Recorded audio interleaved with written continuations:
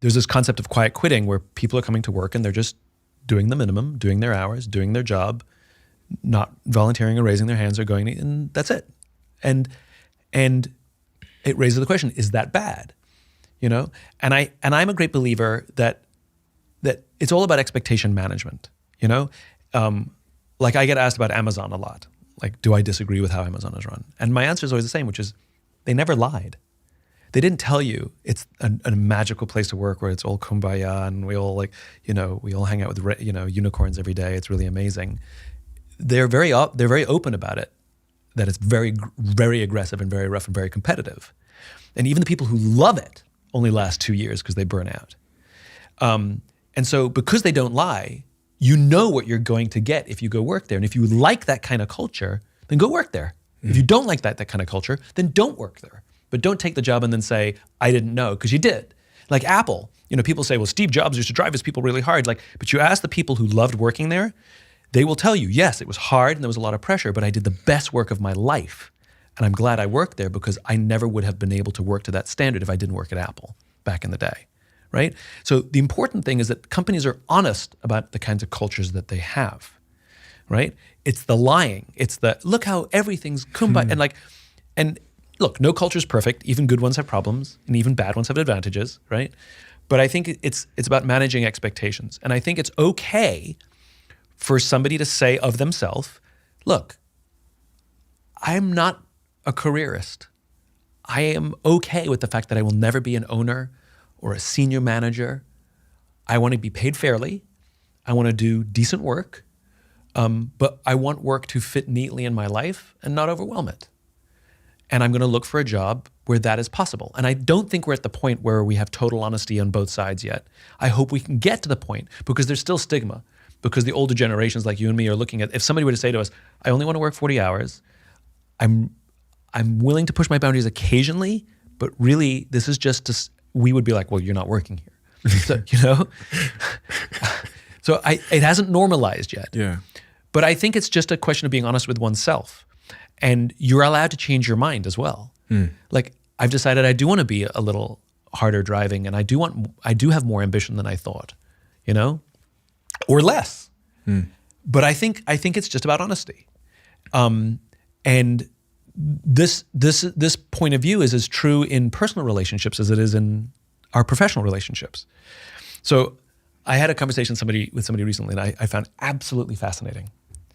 And she is polyamorous. She has 4 boyfriends, right? And she is very open about it. And one of the things that she explains is you have to be very honest with everybody so that everybody knows what the deal is. I think what a lot of people do is they're dating somebody, it's new, it's casual, and they're dating somebody else that's new and casual, but they don't tell them about each other. So they both think that they're more special than they are, or they both are driving towards something that may or may not be true because, you're dating 2 or 3 people and you're going to wait and see which one works out. This, in the poly world, what I'm learning is you tell everybody everything so everybody knows. And it's very open and honest and everybody knows where they stand. You can say, I'm not into this, I want to be the sole, or I'm okay with this. And maybe something will develop, maybe it won't. But the point is it's on the table. And I admire the level of communication. What I'm hoping is that we do the same thing in our professional lives. So you sort of have poly work, if you will. I have 2 full-time jobs. I have 3 things going, or I only want this kind of relationship. And it works if both parties are really open and honest, because it's all about managing expectations. Hold on, I thought that you were going to give me all of your attention and all of your effort and all of your ambition, and you're telling me you only want to you want to treat my job as a casual job? Like, just replace relationship with job. All the same rules seem to apply. But if I knew that, I would be fine with that. I would have given you a different job and had different expectations and wouldn't have pushed you really hard. I would have given that work to someone else. Because I'm assuming you want to live your career like I live my career. Like I assume that I'm getting into this relationship and you're getting into it for the same reasons as me because we never had a conversation. We are nowhere near that in terms of social acceptance for that kind of conversation. But I aspire for that somebody sits down and says, a part of your CV and part of your interview says, what kind of work-life balance do you aspire for, and how do you view work, even if you change your mind? Then if expectations are managed, then what's the problem? You've answered one of the actual number one questions I wanted to ask you about today, because when I read your book, The Infinite Game, one of the big things it changed in my life was, I remember I was on a plane, I read the book, started writing some stuff, came back to our office in the UK, and I did a big presentation to all my teams about how we create a sustainable company. Because if what if what you're talking about in the book is true, then and we're not playing a finite game here. How do we redesign the business from the ground up so that it is fundamentally sustainable? Yep. I came up with this thing called WWW, Work, Welfare, and World, which is the 3 reasons why we exist. We made 2020 goals, so this was in 2019, 20 goals before 2020 for each of these areas. And I'm thinking about it again a lot now, which is like, if I was to design my business in a way where my team members would stay working here forever, how would I go about that? You've just answered it by saying the point about honesty. Yeah. Expectations. So sitting them down and saying, what do you want from your life? Because I've never asked that. Yeah. As you quite rightly identified, I'm presuming they want what I want. Exactly. So honest, I wrote it here as a question to ask you. How do I get my employees to stay forever? Okay, so why Not should like a dictator, that sounds awful. But I understand Yeah. that. But why should, it's, you want to create a place in which if people want to stay, it'll be an enjoyable place that they can make a career and grow within the organization, right? Like, and for some people who don't have aspirations for leadership, that they can come and do good work every day and sort of get fair raises on a regular basis, so that they would, with cost of living adjustments, et cetera, that they want to stay there, even if it's a middle level. Like, not everybody aspires to like be a hard driving, owner, And I think it's about making it a conversation. We never treated work like a conversation, We treated it like a speech. This is how it's going to be. And I think so. One of the good things that's coming out of COVID and young people is they're asking questions about, why does work have to be that way? And employers are rebelling against it because it doesn't fit the way we grew up and doesn't fit our understanding of relationships, And it's just a conversation. That's all it is. And by being honest up front, then you can say, I don't think this is going to be a good fit for us. I don't think you'll enjoy working here. And so if I employ you, knowing what I know now, we will both get frustrated. And I will either ask you to leave, or you will just tell me you're going to leave. That's how this will end, because of misaligned expectations. And so I think being honest about what you want and who you are and what your ambitions are, even if they change in the middle, you can knock on the door and say, I've changed my mind. I think I want to stay here forever. I told you I didn't, but I really love it here, And I know this from the military. Some people join the military because it's a steady job in a bad economy, or because the military will pay for you to get a college education, and they didn't have the money to get it without it. So they join the military. And then when there, they fall in love with it. They never came in for service. They discovered the service and the brotherhood and the sisterhood and decided to stay, And some people might have come in for the service and realized this isn't for me. So work should be the same. But I think there needs to be honest conversation about, and like I said, I've had debates even with my partners, my work partners, when they say, well, if we're paying them a full salary and giving them benefits, they shouldn't have another job. And my question is, why not? As long as our work product doesn't suffer as a result. Like if they're phoning it in, missing all the meetings, then yes, absolutely, right? Like we're paying for a certain expectation of performance, but not necessarily of when they get it done. And so why shouldn't they have 2 jobs? But I think, again, there has to be honesty, which is we have an expectation that of X, and if somebody says, I don't want to meet that expectation because I want to have 2 jobs, then you can adjust for salary that way. You can be like, all right, then how about we pay you less and you can have all the freedom you want? And again, it's a conversation.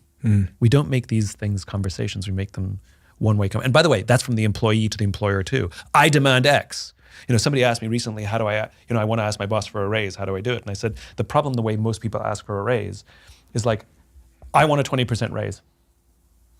I did my research and my job, the average salary on my job, is X. My friend gets paid X. My friend gets paid X. I know somebody who I work with, I'm doing the same work as them, so I want to be compensated equally, and I want a 20% raise, right?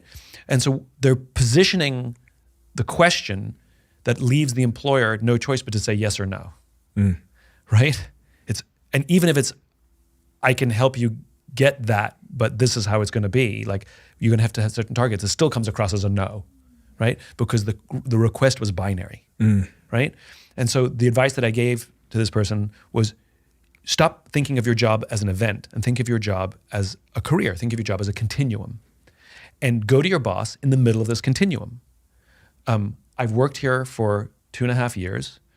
I've been here through high times and low times. You know I'm loyal. And my aspiration is to stay here and grow with the organization. Can you help me figure out a path that gets me to this salary? It's not a yes or no now. Now it's like, absolutely I can. I can give it to you today. Yeah. No path necessary. Nice. Or, absolutely I can. We're going to set some target goals that I want you to hit. And if you can hit them, then you'll absolutely work to that salary. But again, it's allowing for conversation, and it's allowing somebody to recognize that you view your own career with the organization as a continuum, that I've been here and I want to continue to be here. So can you invest in me? Can you take a bet on me rather than meet my demands? And so I think a lot of these things fail because they're poorly presented. Amen. And this goes once again to, this younger generation who seem to lack the skills for coping with stress, not very good at asking for help, very confrontation avoidant. Like I said, so afraid sometimes to have the question, ask the boss, can I have a raise, that they would rather just quit. And it's often with an email that says, you don't appreciate me, you don't pay me enough. I was like, what? You just had to ask me, I would have given you a raise, And I think part of it is also that, when somebody is anxious about something, they do poorly present. They do make things binary because there's fear or anxiety or stress or fear of rejection. What if my boss says no, right? Can I handle that? Like all of these things that come into these very sort of binary aggressive things. And I always equate all of these challenges at work to personal relationships. Like you can't go to the person you love in your relationship and say, I demand this. It's just not going to go well, right? But you present a situation, you say, I want us to move through this, and how do we work through this together? And I think that's how these difficult work conversations need to happen. A work relationship is a relationship like any other relationship.